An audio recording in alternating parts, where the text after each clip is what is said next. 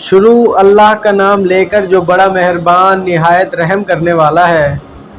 اور جب ان کے پاس اللہ کی طرف سے کوئی رسول اس کتاب کی تصدیق و تائید کرتا ہوا آیا جو ان کے ہاں پہلے سے موجود تھی، تو ان اہل کتاب میں سے ایک گروہ نے کتاب اللہ کو اس طرح پس پشت ڈالا گویا کہ وہ کچھ جانتے ہی نہیں، اور لگے ان چیزوں کی پیروی کرنے جو شیاطین سلیمان علیہ السلام کی سلطنت کا نام لے کر پیش کیا کرتے تھے، حالانکہ سلیمان علیہ السلام نے کبھی کفر نہیں کیا۔ کفر کے مرتکب تو وہ شیاطین تھے جو لوگوں کو جادوگری کی تعلیم دیتے تھے، اور پیچھے پڑے چیز کے جو بابل میں دو فرشتے ہاروت و ماروت پر نازل کی گئی تھی، حالانکہ وہ فرشتے جب بھی کسی کو اس کی تعلیم دیتے تھے تو پہلے صاف طور پر متنبہ کر دیا کرتے تھے کہ دیکھ ہم محض ایک آزمائش ہیں، تو کفر میں مبتلا نہ ہو۔ پھر بھی یہ لوگ ان سے وہ چیزیں سیکھتے تھے جس سے شوہر اور بیوی میں جدائی ڈال دیں۔ ظاہر تھا کہ اذن الہی کے بغیر وہ اس کے ذریعے سے کسی کو بھی ضرر نہ پہنچا سکتے تھے، مگر اس کے باوجود وہ ایسی چیز سیکھتے تھے جو خود ان کے لیے نفع بخش نہیں بلکہ نقصان دہ تھی، اور انہیں خوب معلوم تھا کہ جو چیز کا خریدار بنا اس کے لیے آخرت میں کوئی حصہ نہیں۔ کتنی بڑی متاع تھی جس کے بدلے انہوں نے اپنی جانوں کو بیچ ڈالا، کاش انہیں معلوم ہوتا۔ اگر وہ ایمان اور تقوی اختیار کرتے تو اللہ کے ہاں اس کا جو بدلہ ملتا وہ ان کے لیے زیادہ بہتر تھا، کاش انہیں کوئی خبر ہوتی۔ اے لوگو جو ایمان لائے ہو، زائنا نہ کہا کرو بلکہ انظرنا کہا کرو، اور توجہ سے بات کو سنو، یہ کافر تو عذاب علیم کے مستحق ہیں۔ یہ لوگ جنہوں نے دعوت حق کو قبول کرنے سے انکار کر دیا ہے، خود اہل کتاب میں سے ہوں یا مشرک ہوں، ہرگز یہ پسند نہیں کرتے کہ تمہارے رب کی طرف سے تم پر کوئی بھلائی نازل ہو، مگر اللہ جس کو چاہتا ہے اپنی رحمت کے لیے چن لیتا ہے، اور وہ بڑا فضل فرمانے والا ہے۔ ہم اپنی جس آیت کو منسوخ کر دیتے ہیں یا بھلا دیتے ہیں اس کی جگہ اس سے بہتر لاتے ہیں، یا کم از کم ویسی ہی۔ کیا تم جانتے نہیں ہو کہ اللہ ہر چیز پر قدرت رکھتا ہے؟ کیا تمہیں خبر نہیں کہ زمین اور آسمان کی فرما روائی اللہ ہی کے لیے ہے، اور اس کے سوا کوئی تمہاری خبر گیری کرنے اور تمہاری مدد کرنے والا نہیں ہے؟ پھر کیا تم اپنے رسول سے اس قسم کے سوالات اور مطالبے کرنا چاہتے ہو جس سے پہلے موسیٰ علیہ السلام سے کیے جاتے تھے؟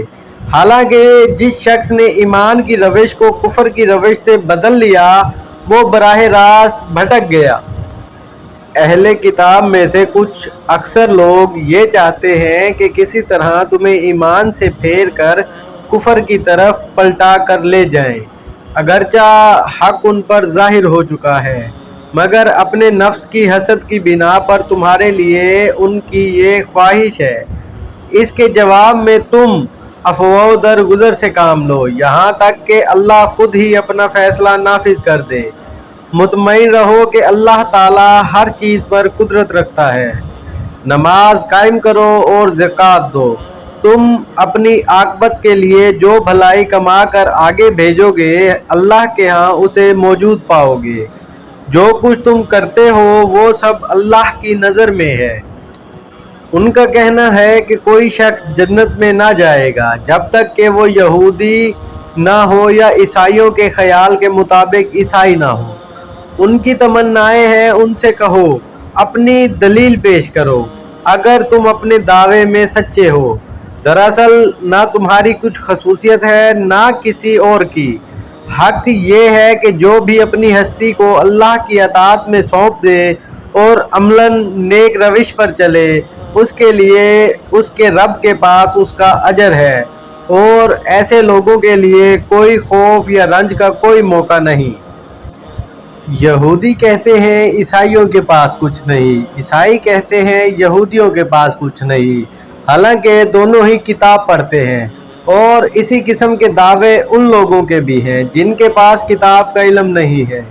یہ اختلافات جن میں یہ لوگ مبتلا ہیں ان کا فیصلہ اللہ قیامت کے روز کر دے گا۔ اور اس شخص سے بڑھ کر ظالم کون ہوگا جو اللہ کے معبودوں میں اس کے نام کی یاد سے روکے اور ان کی ویرانی کے در پہ ہو۔ ایسے لوگ اس قابل ہیں کہ ان عبادت گاہوں میں قدم نہ رکھیں، اور اگر وہاں جائیں تو بھی ڈرتے ہوئے جائیں۔ ان کے لیے دنیا میں رسوائی ہے اور آخرت میں عذاب عظیم۔ مشرق اور مغرب سب اللہ کے ہیں، جس طرف بھی تم رخ کرو گے اسی طرف اللہ کا رخ ہے۔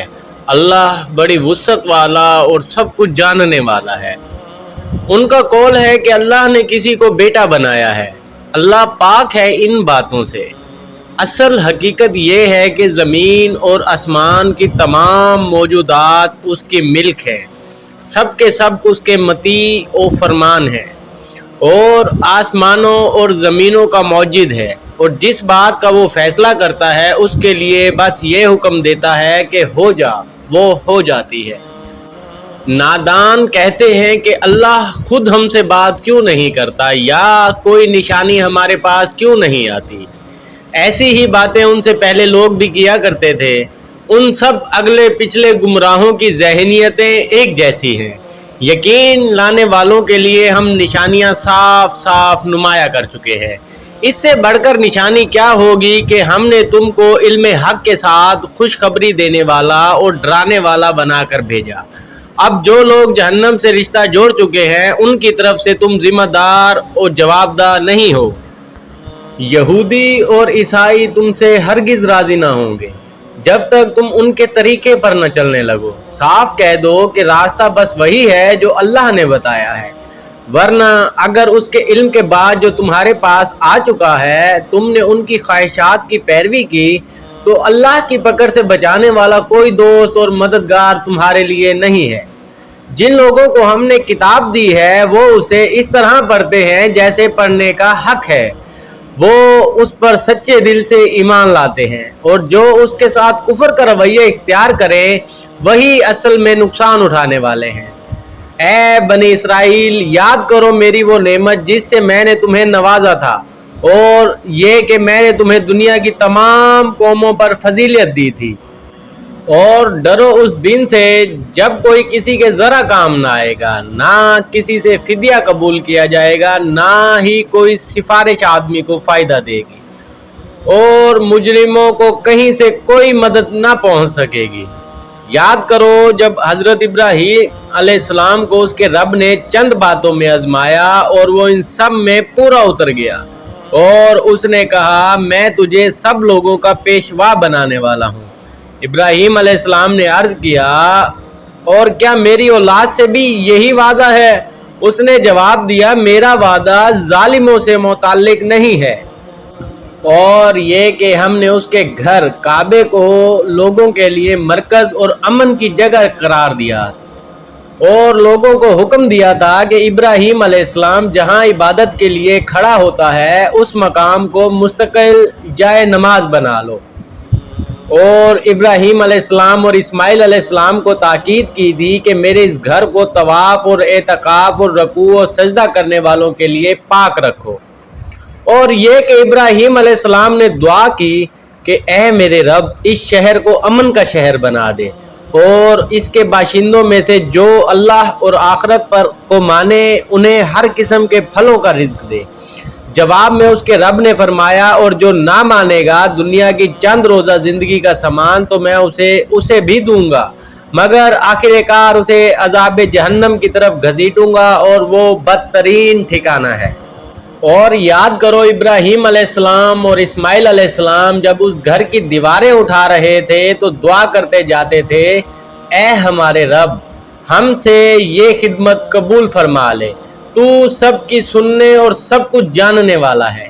اے رب ہم دونوں کو اپنا مسلم مطیع و فرمان بنا، ہماری نسل سے ایک ایسی قوم اٹھا جو تیری مسلم ہو، ہمیں اپنی عبادت کے طریقے بتا اور ہماری کوتاہیوں سے درگزر فرما، تو بڑا معاف کرنے والا اور رحم فرمانے والا ہے۔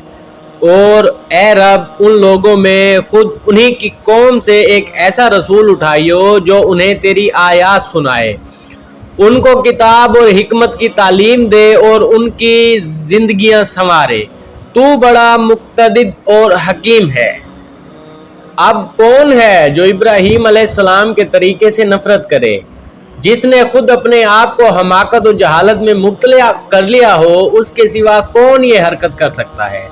ابراہیم علیہ السلام تو وہ شخص ہے جس کو ہم نے دنیا میں اپنے کام کے لیے چن لیا تھا اور آخرت میں اس کا شمار صالحین میں ہوگا۔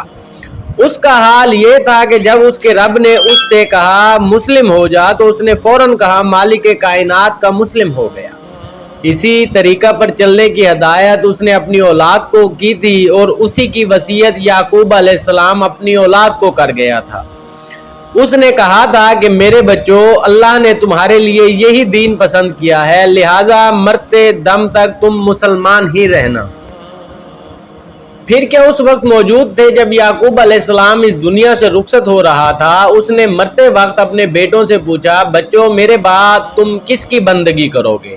ان سب نے جواب دیا کہ ہم اسی ایک خدا کی بندگی کریں گے جسے آپ نے اور آپ کے بزرگوں ابراہیم علیہ السلام، اسماعیل علیہ السلام اور اسحاق علیہ السلام نے خدا مانا ہے، اور ہم اسی کے مسلمان ہیں۔ وہ کچھ لوگ تھے جو گزر گئے اور جو کچھ انہوں نے کمایا وہ ان کے لیے ہے، اور جو کچھ تم کماؤ گے وہ تمہارے لیے ہے۔ تم سے یہ نہ پوچھا جائے گا کہ وہ کیا کرتے تھے۔ یہودی کہتے ہیں یہودی ہو تو راہ راست پاؤ گے، عیسائی کہتے ہیں عیسائی ہو تو ہدایت ملے گی۔ ان سے کہو نہیں، بلکہ سب کو چھوڑ کر ابراہیم علیہ السلام کا طریقہ، اور ابراہیم مشرکوں میں سے نہ تھا۔ مسلمانوں کہو کہ ہم ایمان لائے اللہ پر اور اس کی ہدایت پر جو ہماری طرف نازل ہوئی ہے، اور جو ابراہیم علیہ السلام، اسحاق علیہ السلام، یعقوب علیہ السلام اور اولاد یعقوب کی طرف نازل ہوئی تھی، اور جو موسیٰ علیہ السلام اور عیسیٰ علیہ السلام اور دوسرے تمام پیغمبروں کو ان کے رب کی طرف سے دی گئی تھی۔ ہم ان کے درمیان کوئی تفریق نہیں کرتے اور ہم اللہ کے مسلمان ہیں۔ پھر اگر وہ اسی طرح ایمان لائیں جس طرح تم لائے ہو تو ہدایت پر ہیں، اور اگر اس سے منہ پھیریں تو کھلی بات ہے کہ وہ ہر دھرمی میں ہیں، پڑ گئے ہیں۔ لہٰذا اطمینان رکھو ان کے مقابلے میں اللہ تمہاری حمایت کے لیے کافی ہے، وہ سب کچھ سنتا ہے اور جانتا ہے۔ اللہ کا رنگ اختیار کرو، اس کے رنگ سے اچھا اور کس کا رنگ ہوگا، اور ہم اسی کی بندگی کرنے والے لوگ ہیں۔ اے نبی ان سے کہو کیا تم اللہ کے بارے میں ہم سے جھگڑتے ہو، حالانکہ وہی تمہارا رب بھی ہے اور ہمارا رب بھی۔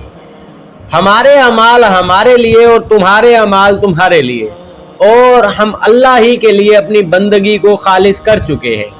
یا پھر کیا تمہارا کہنا یہ ہے کہ ابراہیم علیہ السلام، اسماعیل علیہ السلام، اسحاق علیہ السلام، یعقوب اور اولاد یعقوب سب کے سب یہودی تھے یا نصرانی تھے؟ کہو تم زیادہ جانتے ہو یا اللہ؟ اس شخص سے بڑھ کر ظالم کون ہوگا جس کے ذمے اللہ کی طرف سے ایک گواہی ہو اور وہ اسے چھپائے؟ تمہاری حرکات سے اللہ غافل تو نہیں ہے۔ وہ کچھ لوگ تھے جو گزر چکے، ان کی کمائی ان کے لیے تھی اور تمہاری کمائی تمہارے لیے۔ تم ان کے اعمال کے متعلق جواب دہ نہیں ہوگے۔